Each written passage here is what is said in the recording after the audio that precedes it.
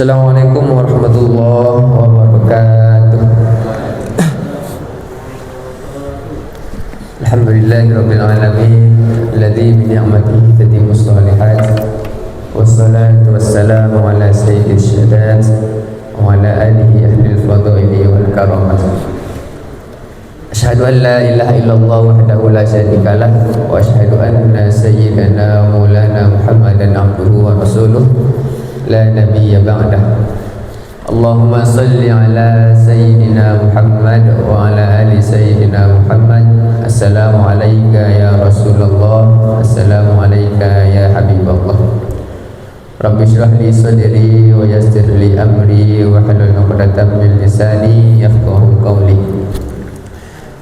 Bapak-bapak, ibu-ibu jemaah subuh Masjid Al-Ikhlas, bersyukur kita pada Allah dengan mengucapkan Alhamdulillahirabbil alamin, yang mana Allah masih memberikan kita rahmat dan nikmatnya, kasih sayangnya, sehingga kita masih bisa menunaikan ibadah subuh pada pagi hari ini.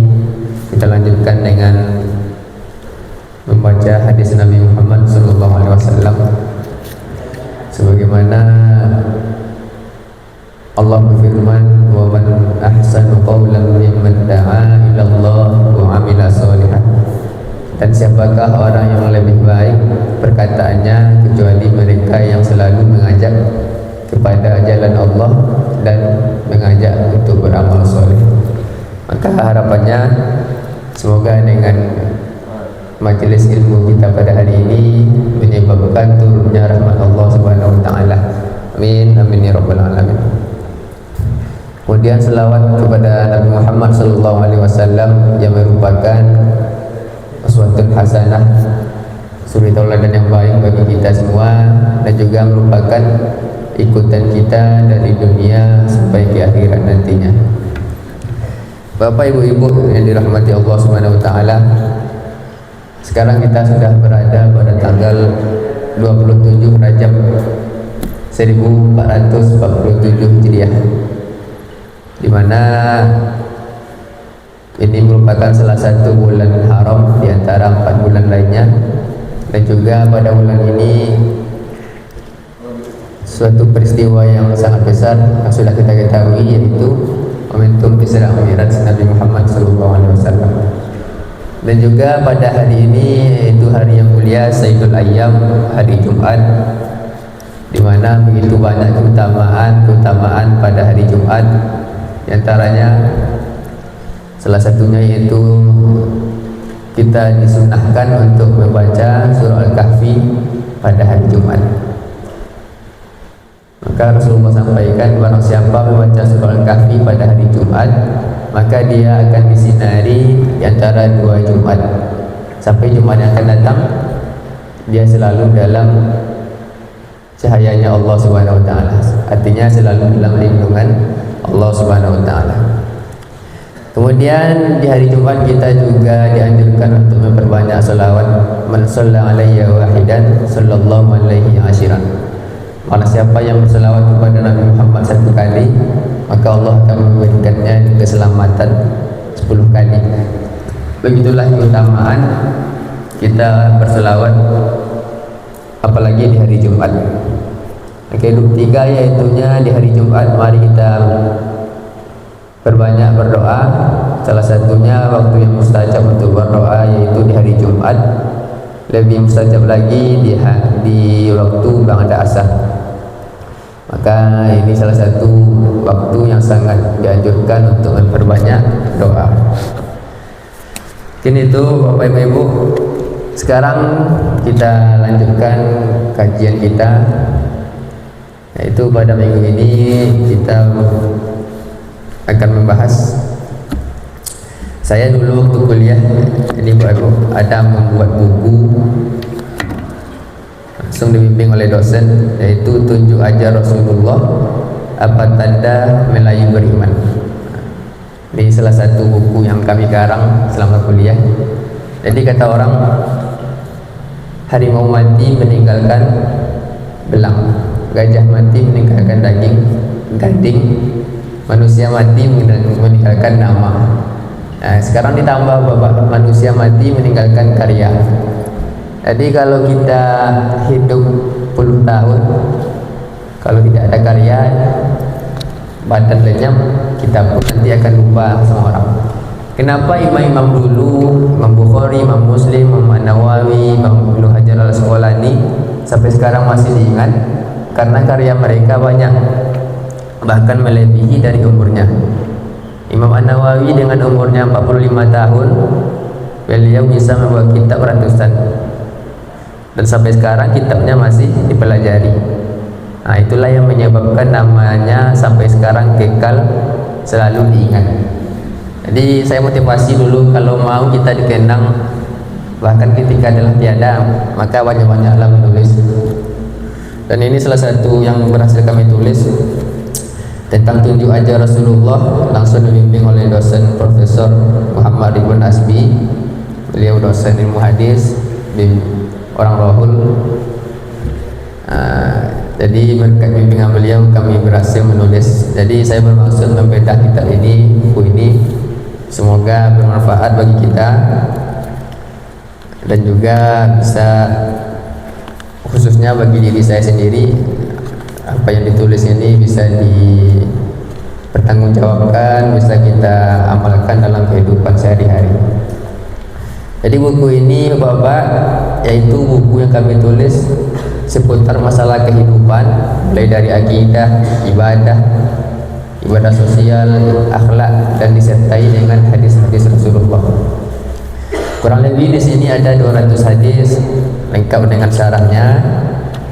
Jadi mengapa buku ini dinamakan Tunjuk Ajar Rasulullah?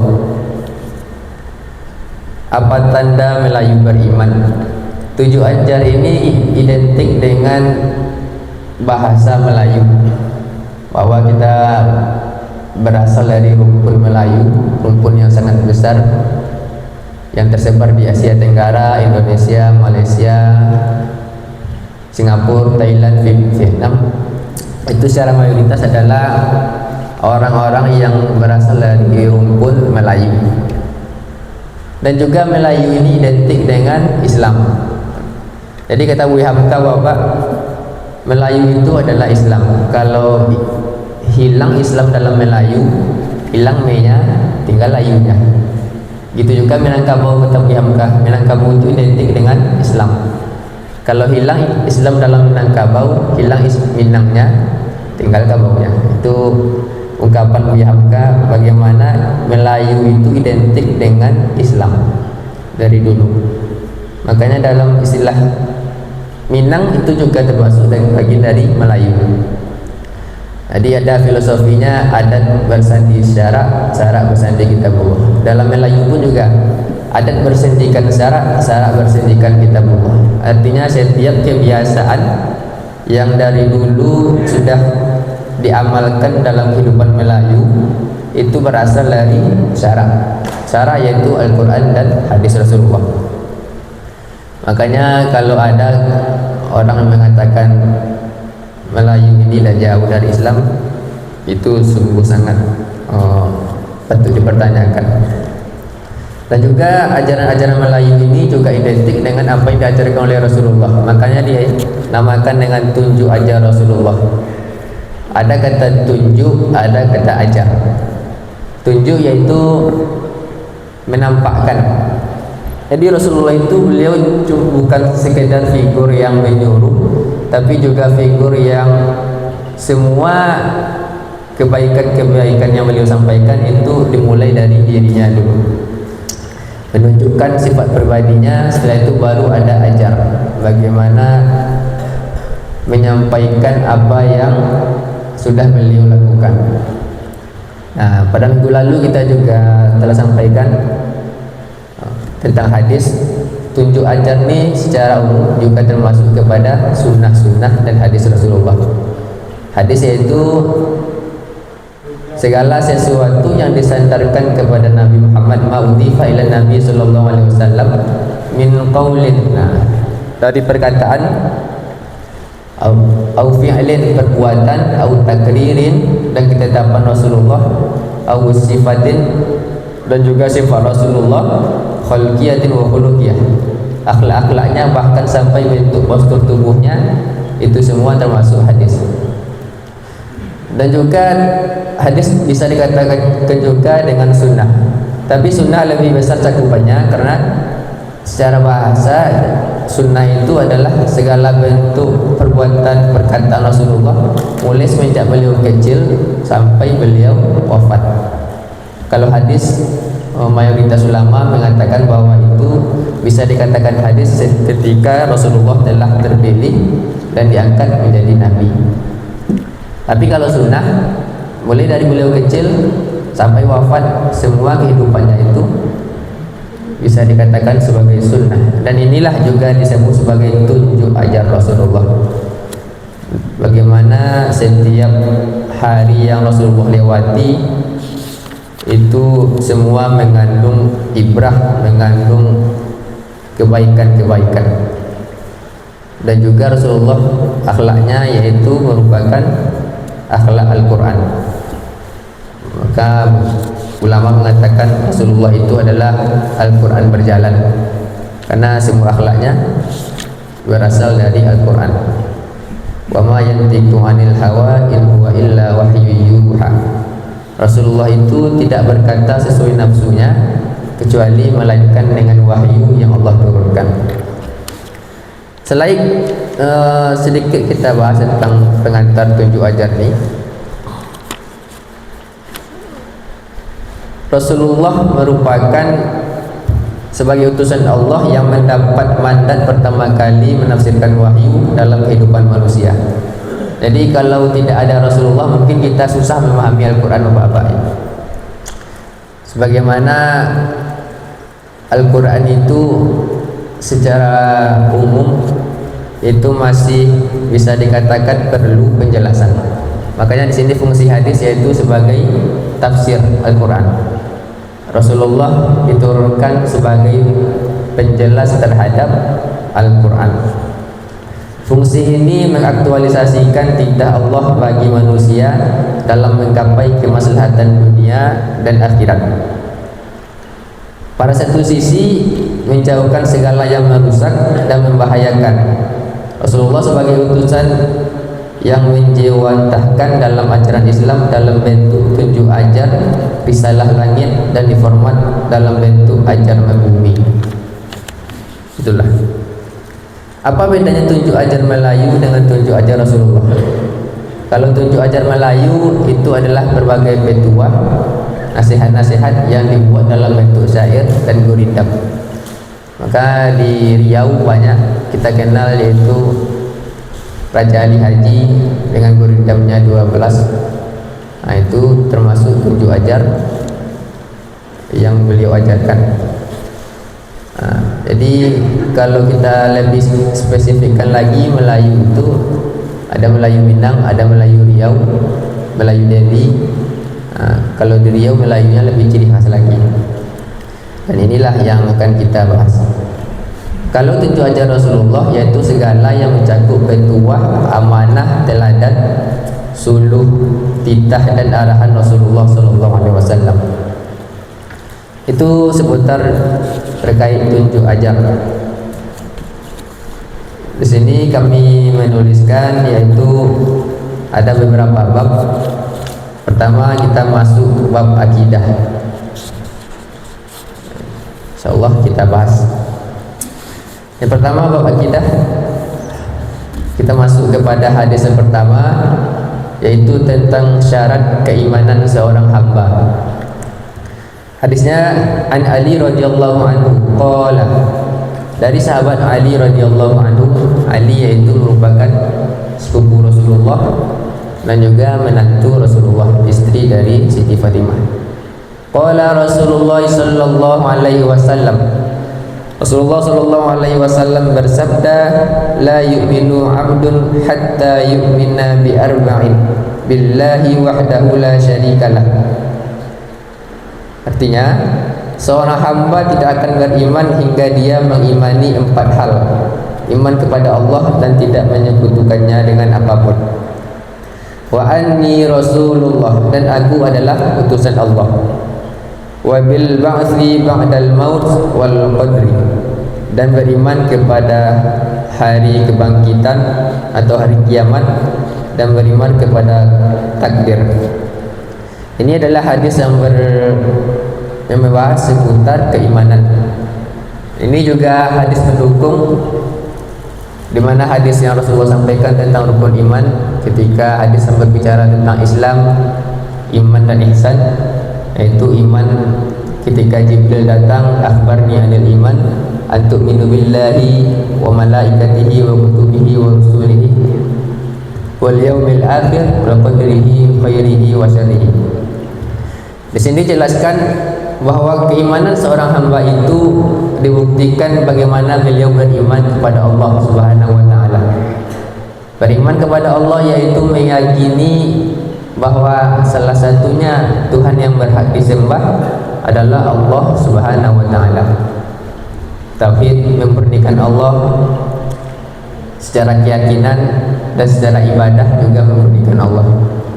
Ada juga orang yang di hatinya meyakini Allah tapi dalam ibadahnya jauh dari memurnikan Allah Subhanahu wa taala. Maka ini disebut sebagai orang yang munafik. Makanya Bapak Ibu, salah satu hal yang membuat keimanan seorang itu kokoh adalah bagaimana hatinya terjaga dan pengamalannya menunjukkan bagaimana isi hatinya. Kemudian keimanan yang kedua di sini disebutkan yaitu beriman kepada Rasulullah, bahwa Rasulullah itu adalah utusan Allah Subhanahu wa taala. Rasulullah juga termasuk manusia. Beliau makan, beliau minum, beliau beristri. Tapi bedanya Rasulullah adalah seorang hamba yang Allah berikan wahyu. Banyak juga orang yang beranggapan kita kan gak bisa mencontoh Rasulullah, beliau Nabi, beda dengan kita. Ini dibantah langsung oleh Allah dalam surah Al-Kahfi, Qul innama ana basyarum mithlukum yuha ilayya annama ilahukum illahu wahid. Wahai Rasulullah, sampaikanlah kepada manusia bahwa aku ini juga manusia. Jadi tidak ada alasan kita tidak bisa mencontoh Rasulullah karena beliau juga manusia. Beliau makan, beliau tidur, beliau beristri. Maka ini yang menyebabkan bahwa segala bentuk perbuatan Rasulullah itu bisa kita contoh. Kemudian beriman kepada hari akhir, mengimani bahwa adanya hari kebangkitan setelah kematian. Ada aliran yang mengatakan bahwa setelah kita mati itu tidak ada lagi kehidupan. Mereka beranggapan ya kehidupan dunia ini hanya sampai nanti alam kubur. Jadi ini salah satu orang yang keimanannya sudah tidak lagi benar, karena akidah orang Islam itu adalah meyakini bahwa kehidupan akhirat itu jauh lebih kekal dibandingkan kehidupan akhirat. Dan bagaimana cara kita mengimani hari akhirat ini adalah dengan mempersiapkan segala bekal untuk menjalani kehidupannya nanti. Dan tentu keimanan, tentu bekal yang paling disiapkan yaitu takwa, menjalankan segala perintah Allah dan menjauhi segala larangannya. Terakhir yaitu iman kepada takdir, biqadrihi khairihi wa syarrihi, iman kepada takdir baik dan takdir buruk. Cara menyikapi takdir ini adalah bersabar ketika dapat takdir yang buruk dan bersyukur apabila mendapatkan takdir yang baik. Kita telah berusaha sebaik mungkin, Bapak. Kita telah berusaha, kita telah berikhtiar. Ketika takdirnya baik, kita bersyukur. Ketika takdirnya jauh dari apa yang kita harapkan, itu juga takdir. Jangan sesekali kita menyangka ketika Allah berikan ujian, kita ingkari. Ini berarti keimanan kita nanti akan bermasalah. Dalam hadis lain Rasulullah juga sampaikan, ajaban li amril mu'minin. Orang-orang beriman itu kehidupannya sangat menakjubkan. In asabahu sarra syakara. Jika mereka mendapatkan kebaikan, mereka bersyukur. In asabahu dharra'u sabara fakana khairul lahu. Dan jika dia mendapatkan musibah, dia bersabar, dan itu adalah sesuatu yang baik baginya. Jadi takdir ini ada qada, ada qadar. Apa beda qada dengan qadar? Qada yaitu adalah sesuatu ketetapan Nabi, sesuatu ketetapan Allah Subhanahu wa taala yang sudah ditetapkan semenjak zaman azali. Itu sudah tertulis di dalam Lauhul Mahfuz. Kita dilahirkan sebagai seorang laki-laki, seorang perempuan, itu sudah qada Allah. Kita dilahirkan di tanah sini contohnya lahir di Pasar Minggu, sudah qada Allah.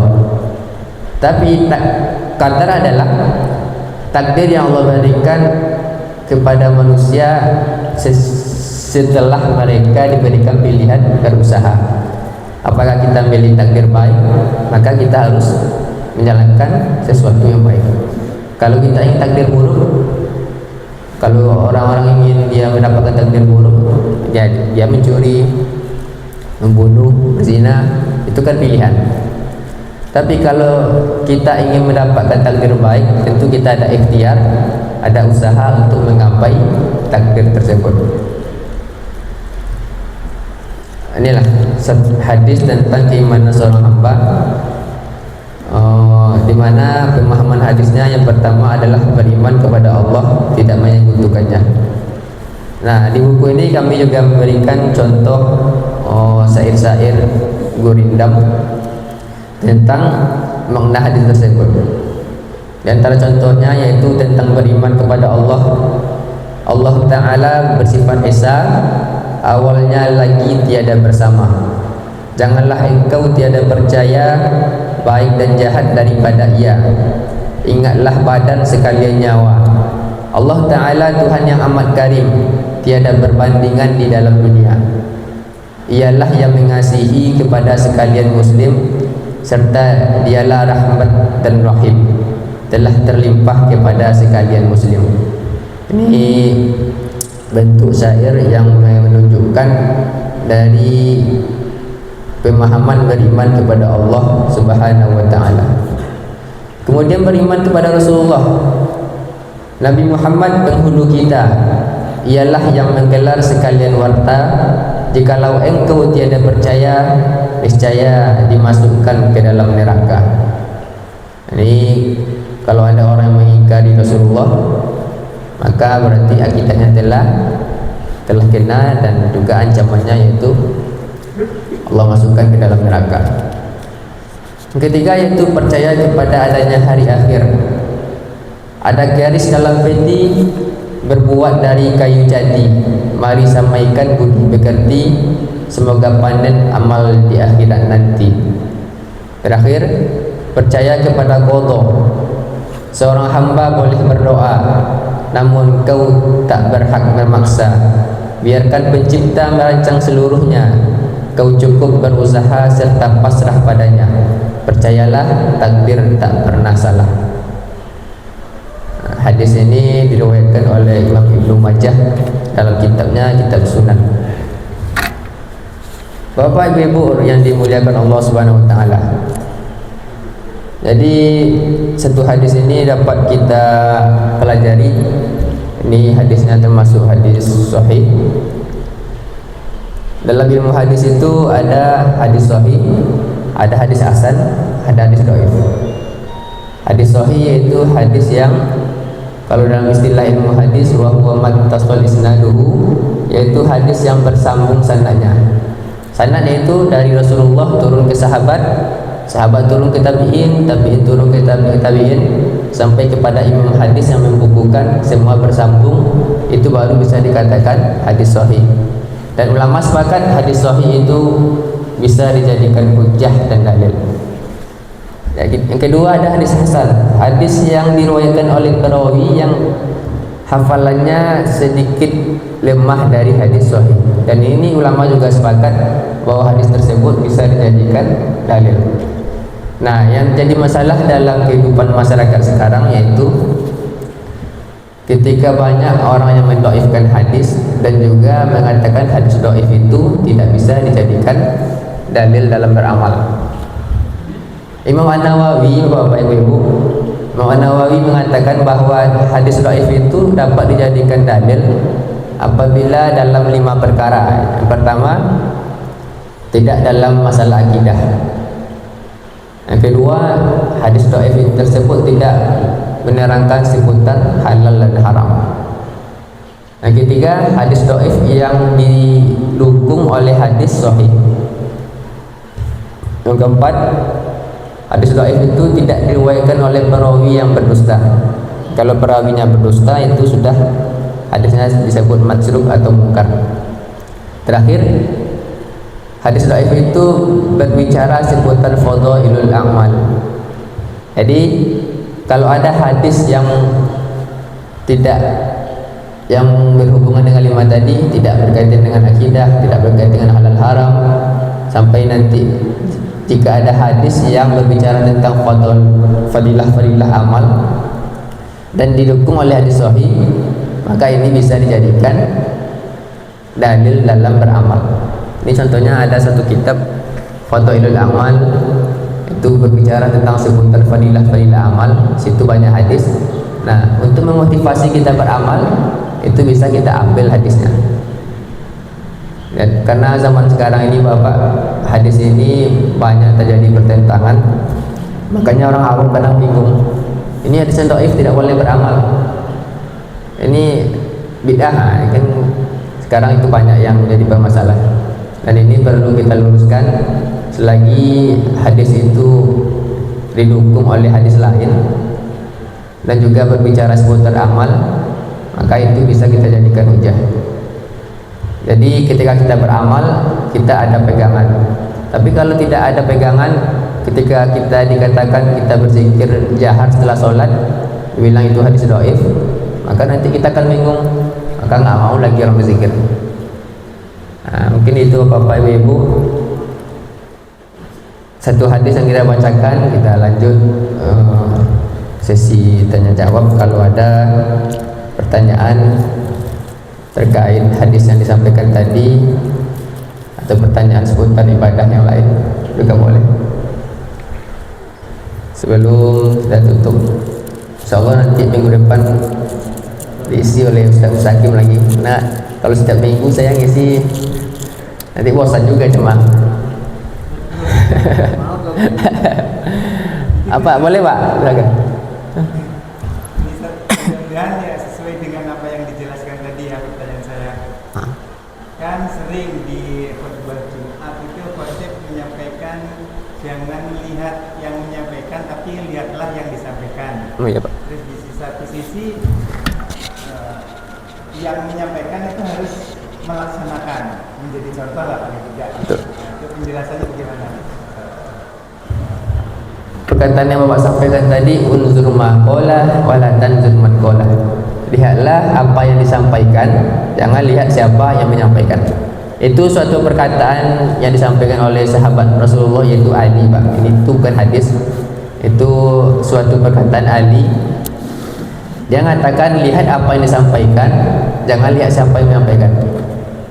Walaupun orangnya itu tidak baik, bahkan pencuri pun, tapi kalau yang keluar dari mulutnya sesuatu yang bermanfaat, sesuatu yang baik, maka ini boleh diamalkan, boleh jadi pegangan. Tapi tengok dulu yang disampaikan itu masalah apa. Kalau masalah muamalah dalam kehidupan sosial itu boleh aja. Tapi kalau dia masalah agama disampaikan, itu tidak bisa kita pertimbangkan. Contohnya ada orang yang kehidupannya itu mabuk-mabukan, zina, mencuri, dia bicara agama, itu ini kita pertimbangkan. Tapi kalau dia berkatakan mari kita tolong menolong, mari kita saling merangkul, itu kan baik. Nah, itu yang dimaksud, silakan ambil apa yang dia sampaikan. Tapi kalau dalam ilmu agama ini sangat seleksi dan sangat ketat. Apalagi kalau dalam hadis Rasulullah, Pak, dikatakan inna hadzal ilmu dinun, bahwa sungguhnya ilmu ini adalah bagian dari agama. Ini masuk ilmu di sini dari ilmu hadis. Fanzuru amman ta'khudzu dinakum, dan hendaklah engkau perhatikan dari mana engkau mengambil agama kamu. Kalau dalam ilmu hadis ini tidak boleh sembarangan orang yang menyampaikan, memang betul-betul orang terjaga. Dalam ilmu hadis itu disampaikan syarat perawi hadis itu yang pertama adil. Adil dalam ulama hadis itu adalah beliau tidak pernah melakukan dosa kecil. Dosa kecil aja tidak pernah dilakukan Pak, apalagi dosa besar. Yang kedua, beliau tidak pernah melakukan bid'ah. Bid'ah di sini adalah beliau tidak pernah membuat perkara baru dalam hal akidah, bukan dalam furu'iyah. Dalam akidah itu adalah beliau tidak beraliran Khawarij, Mu'tazilah, Syiah. Beliau berpahamkan Ahlussunnah wal Jamaah. Ketiga, adil ulama itu yaitu menjaga muru'ah. Kalau dalam istilah hadis Pak, kalau ada seorang itu kencingnya berdiri, itu tidak bisa lagi diterima hadisnya. Begitu saking ketatnya dalam penerimaan hadis. Karena kan dalam hadis disuruh kencing duduk. Sampai nanti nampak dia kencing berdiri, itu nanti banyak yang makin dipertimbangkan apa yang disampaikan tentang hadis. Itu terkait ilmu agama. Tapi kalau dalam ilmu muamalah dunia, siapapun menyampaikan selagi itu baik, itu boleh kita ambil, walaupun dia tidak baik. Ada orang yang mengatakan mari kita bersedekah, tapi dia tidak bersedekah, kita ambil aja apa yang disampaikan, motivasi kita untuk bersedekah. Jangan nanti kita mengatakan kau aja tidak bersedekah, aku malas bersedekah. Itu kan salah Pak. Mungkin itu yang dimaksud tadi. Unzur maqala wala tanzur maqala. Lihat apa yang disampaikan, selagi itu baik, jadikan itu motivasi. Itu Pak. Sama-sama. Ya, Pak Dok. Waalaikumsalam warahmatullahi wabarakatuh.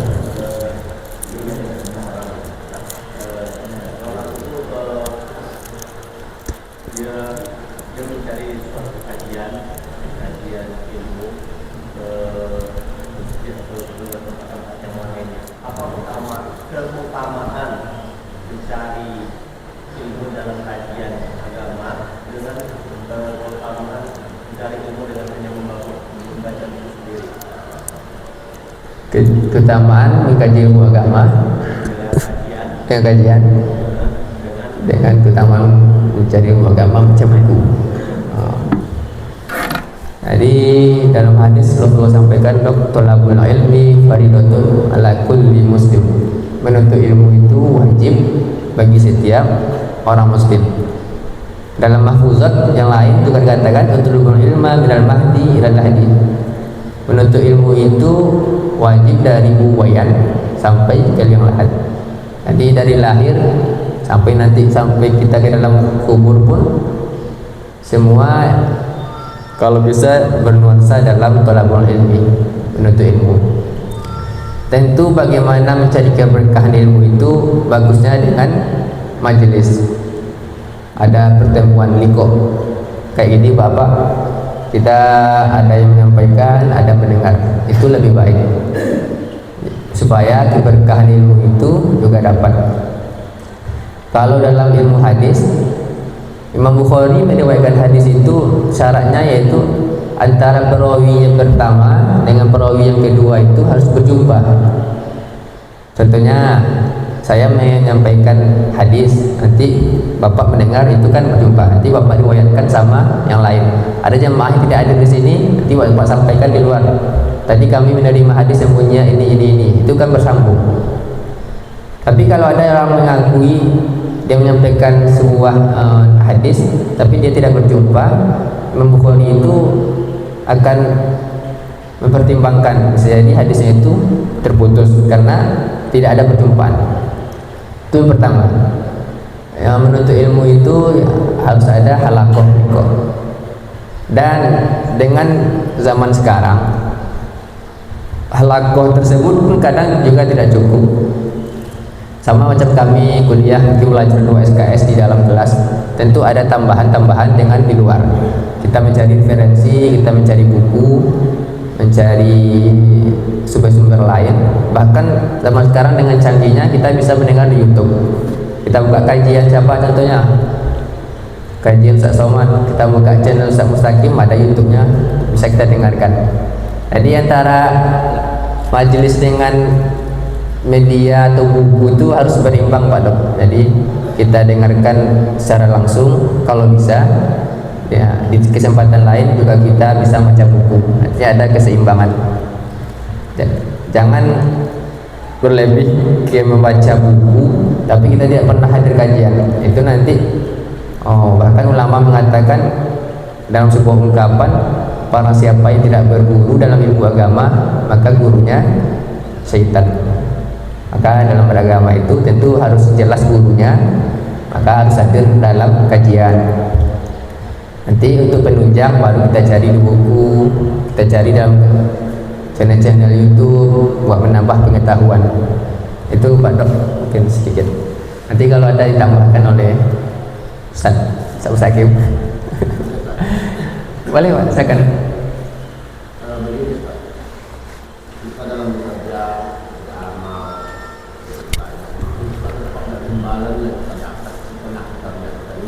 Betul. Berarti yang memotivasi kita beramal dengan imbalannya. Tapi kadang-kadang ada hadis itu yang mengatakan imbalan itu kadang-kadang tidak masuk akal. Artinya terlalu besar imbalannya, sedangkan amalnya sedikit. Apakah ini yang dikatakan hadis yang apa? Yang kita. Iya. Contohnya Pak, orang siapa yang puasa di tanggal 1 Hijriah dia akan para siapa yang berpuasa di tanggal 1 Zulhijjah dia akan jauh dari api neraka. Para siapa yang puasa di tanggal 2 dia akan mendapatkan kebaikan ini. Itu maksud Pak. Kalau dalam ulama sepakat Pak kalau itu hadisnya dhaif, bukan hadis sahih. Tapi yang tadi saya maksudkan tadi itu hadis dhaif itu bisa dijadikan dalil ketika memotivasi kita untuk beramal. Kalau Bapak dengan itu membuat Bapak semakin bersemangat dalam beramal, itu boleh saja. Tapi jangan jadikan patokan saya hari ini puasa, nanti saya nanti dapatkan surga. Jangan jadikan itu sebagai dalil untuk memastikan Bapak masuk surga. Nah, itu yang salah. Tapi cuma untuk menyemakan, memberikan semangat dalam beribadah, itu bisa-bisa saja. Sama dengan puasa Rajab, apa-apa. Puasa Rajab ini banyak juga yang membaca yang hadisnya juga diperselisihkan ulama. Ada yang bilang tidak ada yang bilang boleh. Tapi secara umum, Nabi itu ketika berada di bulan haram, bulan haram itu Muharram, Rajab, Zulkaidah, Zulhijjah, beliau memperbanyak puasa. Ini secara umum. Tapi kalau ada hadis yang lebih rinci mengatakan puasa di hari pertama dapat ini, puasa di kedua dapat ini, itu yang hadisnya dhaif. Tapi kalau dengan itu menjadikan kita bersemangat dalam beribadah, itu biasa saja.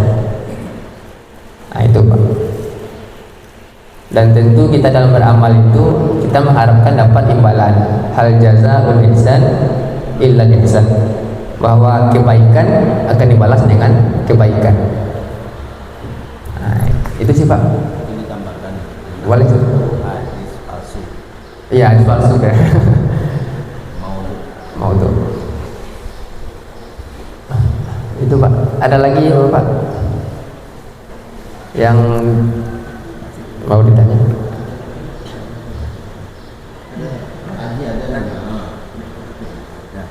Silakan Pak. Waalaikumsalam warahmatullahi wabarakatuh. Saya kan selama ini memang kadang-kadang ini karena perlu saya ambil poinnya di akidah tadi. Akidah menyangkut dengan kaitannya dengan sholat. Iya Pak. Ini yang saya tanyakan. Orang kadang-kadang sholat ini kan kadang-kadang sepelekan. Jadi merasakan apa ini kita yakinnya kepada Allah biar nggak kuliah ini ada kaitannya dengan saya kan petani. Petani ini mohon maaf ya, ini karena saya bingung ini ke petani sama ke sholat, tapi nggak keluar dari akidah. Saya mohon penjelasannya begini. Saya umpamanya memupuk sawit. Jadi buah itu banyak dari pupuk itu bukan karena Allah. Itu yang satu. Itu kan orangnya sholat juga, tapi ini mau budaya kayaknya sepele aja, bukan karena dari Allah. Atau pengobatan juga, ini akidah juga lah. Jadi untuk sekarang kan termasuk hari peringatan sholat ya. Iya. Nah, jadi untuk menjelaskan ini biar orang ini dari sirik yang apa itu tipis-tipis, biar kita tetap akidah kita dan percaya bahwa pada sholat ini orang kadang ngaji bolak-balik, peringatan kisah itu bolak-balik, tapi sholat juga tetap nggak percaya pada akhirat ini. Makanya tolong apa ini dia untuk mau menekankan orang yang pertama sholat bisa kedip mata pun wajib sholat. Istilahnya untuk kita pribadi, untuk motivasi sekarang pas lagi hangat-hangatnya ini, artinya untuk membedakan antara orang Islam sama ya, artinya sadar ini untuk diusahakan gitu bagaimana penekanan untuk motivasi ini akidah ke sholat sama kita percaya betul-betul kepada Allah gitu. Artinya benar-benar takut. Bagaimana lah untuk menggalinya itu? Yang mupuk. Ada orang yang nggak sholat, dia mupuk sawit buahnya banyak. Gitu. Bagaimana? Percaya, tidak percaya. Jadi artinya gini lah. Iya, Pak. Saya petani. Jadi pertanyaannya? Jadi saya karena saya ini apa? Iya. Jadi hasil itu karena saya kekuatan saya, kemampuan saya. Bapak sholat kan? Berarti pokoknya gitulah. Bukan karena Allah ya. Bukan karena Allah. Itu kan udah mengkikis iman kita. Itulah di antara. oh, dia sholat cuma untuk dapatkan hasil yang banyak itu. Terima kasih lah. Ya, Pak. Nah, dia nggak sholat karena dia dengan dia memupuk itu banyak buahnya. Jadi dia nggak sholat lagi. Nah itu dia yang ditanya. Sholat juga. Sholat juga. Cuman orangnya ini kan ngotot kayaknya bahwa ini kekuasaan Murni hasil dia. Oh. Itulah. Ya, Pak. Fir'aun ya. Betul. Jadi ada aliran Qadariyah, ada Jabariyah. Aliran Qadariyah itu dia yang meyakini bahwa apa yang dia dapatkan itu dari hasil usahanya. Itu tidak ada ikut campur Allah Subhanahu wa taala. Nah, ini sudah dikelompokkan kepada aliran yang sesat. Orang yang tidak percaya kepada takdir Allah tadi. Dia meyakini apa yang didapatkan itu hasil dari dia. Jadi dia berkuasa. Dan itu adalah orang yang tidak beriman kepada takdir. Ini yang tadi kita bahas. Orang yang tidak beriman kepada takdir berarti tidak lagi lengkap rukun imannya. Ada juga orang yang berpahamkan Jabariyah. Dia yang pasrah. Dia meyakini bahwa segala ketentuan hidup ini sudah Allah tetapkan. Jadi dia tidak perlu lagi berusaha. Ini kebanyakan orang yang hidupnya pasrah aja, malas-malas aja, Pak. Malas-malas. Dia tidak mau berusaha sehingga ya saya kan sudah ditetapkan. Saya mau jadi orang kaya, mau jadi orang miskin itu sudah ditetapkan.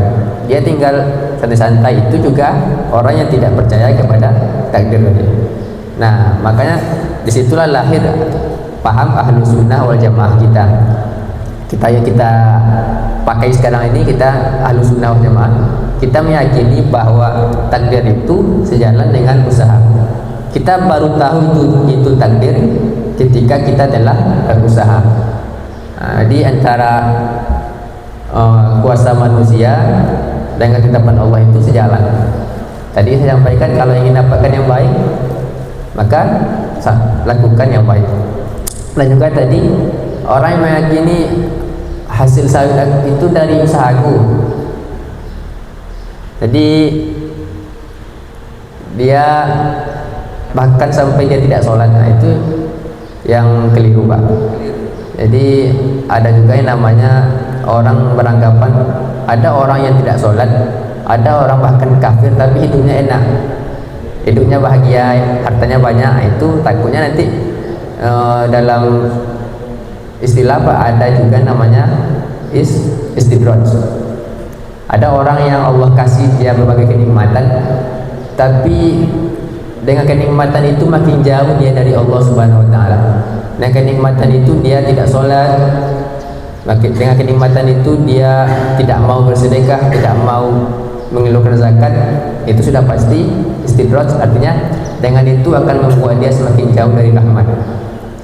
Tapi kalau ada orang yang sholat, tapi rezekinya biasa-biasa saja, sederhana, itu adalah ujian Allah kasih supaya nanti semakin lama dia beribadah, semakin dia yakin kepada Allah Subhanahu wa taala bahwa sebaik-baik pemberi rezeki adalah Allah Subhanahu wa taala. Jadi jangan sampai kita putus asa menunggu orang yang kafir, orang tidak sholat banyak hasilnya, kita yang rajin sedikit. Sebetulnya dengan itu semakin membuat kita makin meningkat dalam ibadah. Itu sih Pak. Jadi jabatan tadi belum puas Ustaz. Jadi orang yang meninggalkan sholat sama orang yang yakin itu bahwa kekuatan ini enggak datangnya dari Allah, atau memupuk sawit yang tadi itu langsung ini buahnya, umpamanya saya pupuk NPK nanti buahnya banyak, itu termasuk hukum itu syirik atau bagaimana? Iya. Kalau kita mau hasil kita bagus, tentu ada usaha kan Pak. Contohnya memupuk, itu pasti kan. Tidak ada orang yang sawitnya itu bakal banyak hasilnya kalau dia setelah tanam dia biarkan tidak dipupuk, itu mustahil juga kan. Tapi dia dah pupuk nih, dah rawat, dah dibersihkan, rupanya nanti tiba-tiba waktu dia mau berbuah datang banjir kan. Tidak mau berbuah, dia tidak ada hasilnya, terendam sawitnya, itu kan sudah ketetapan Allah. Nah, disitulah kita mengimani ketika kita telah berusaha tapi hasilnya jauh dari apa yang kita harapkan, disitulah takdir. Tapi secara hukum alam tentu kalau mau hasilnya bagus, usahanya juga harus maksimal. Dan juga tadi yang Bapak sampaikan, apa tadi, kalau dia tidak sholat tidak sholat, itu kan sudah kafir Pak. Orang yang tidak meyakini sholat itu wajib, itu sudah kategori man taraka shalah muta'ammidan faqad kafara jihara. Barang siapa meninggalkan sholat secara sengaja, artinya dia tidak meyakini sholat itu wajib, itu kafir. Tapi kalau ada orang yang yakin sholat itu wajib, sholat itu adalah perintah Allah dan Rasul, tapi dia tidak tunaikan, itu adalah golongan orang yang fasik. Jadi bedanya Pak, kalau dia tidak meyakini sholat itu kewajiban, dia sudah terjerumus kepada kafir, karena itu dia tidak percaya sama Allah lagi, tidak percaya dengan perintah Allah. Tapi dia percaya, tidak dia tunaikan, dia tergolong kepada fasik. Mungkin itu Pak. Sama-sama Pak. Mungkin itu Pak. Semoga bermanfaat apa yang disampaikan tadi. Terlebih dan terkurang mohon maaf. Al-haqqu min rabbik, yang benar datangnya dari Allah, yang salah dari diri kami sendiri. Sekian, terima kasih. Billahi taufiq wal hidayah. Kita tutup dengan doa kafaratul majlis. Subhanakallahumma wa bihamdika asyhadu an la ilaha illa anta astaghfiruka wa atubu ilaik. Assalamualaikum warahmatullahi wabarakatuh. Pengumuman nanti malam Isra Mi'raj ya Ustaz. Nanti malam insyaallah kita akan melaksanakan Isra Mi'raj.